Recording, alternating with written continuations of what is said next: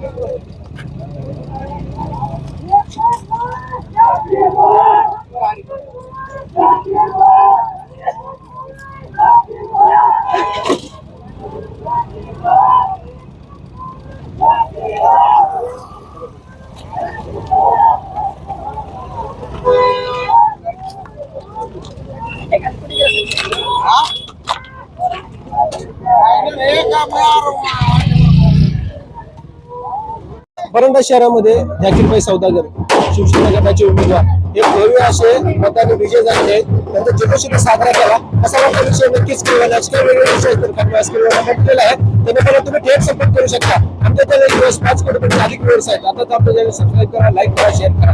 Cameraman आम्ही जाऊ सोबत परंडा.